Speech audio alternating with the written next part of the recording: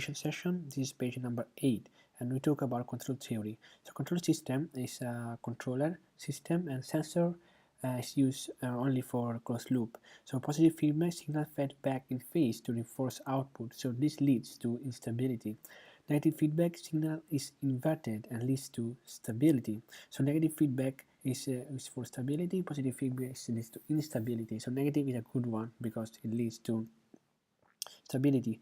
And controller translate input into command signal for the system. So controller translate input into command signal for the system, and this is achieved with the use of PID. System respond to error, so through the underdamped, critical damp, and overdamped various ways. So system respond to error. The error is achieved using through the analyzing by the type of damping, so underdamped, critical damp, overdamp, and etc.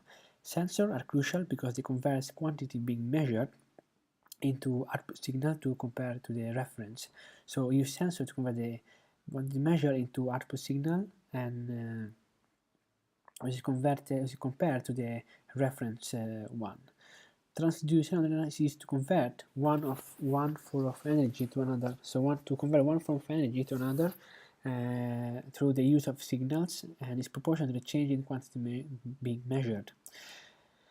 And this can be done using a sensor and actuator in conjunction. A sensor creates an input signal from the physical quantity measured, which can be then controlled, and then the output signal converted to another type of energy through the actuator.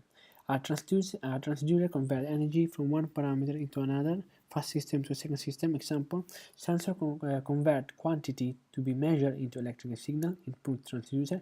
Actuator converts electrical signal into movement, output transducer. So sensor gives input, actuator gives output. Sensing element in contact. So this is the diagram for the sensor and how it works. And we have the sensing element is in contact with the system and gives an output depending on the quantity to be measured. So sensing element in contact with the system and gives an output depending on the quantity to be measured. So sensing signal gives you an output. Signal conditioning element. So sensing element output made easier to use. So sensing element output made easier to use. Then we have signal processing, which converts information so they can be displayed. And then you have the output display, which is of course quite obvious.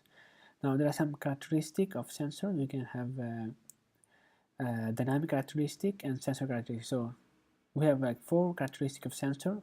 The first one is dynamic range. So the total maximum and the minimum, the total maximum and the minimum input ratio of the changeable quantity. Linearity, how the actual measured characteristic depart from the ideal linearity. Sensitivity is the gradient of the input-output graph. Is the gradient of the resolution is the more detectable input parameter that can be detected in the output. High stasis ability of sensor to follow change of input regardless of direction, knowing history of inputs.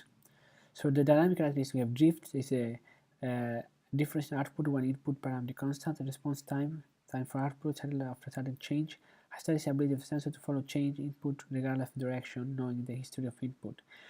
So many types of sensor, right one needs to be chosen for selected scene. So categorization is based on displacement, velocity, acceleration, temperature, strain, force, and pressure, and there are 2 for each of them.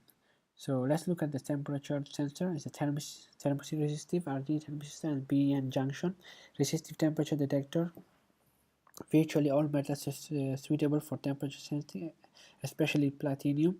Predictable response, long-term stability and durability ranges between minus 200 to 600. For plastinum, which tungsten RTD is used, this is a temperature detector, and this is the formula for the temperature sensor. And we have alpha temperature resistance to 0 degree. So we have large temperature range is equal to small linear accuracy, better accuracy through a second order polynomial. And this is how you solve any kind of question.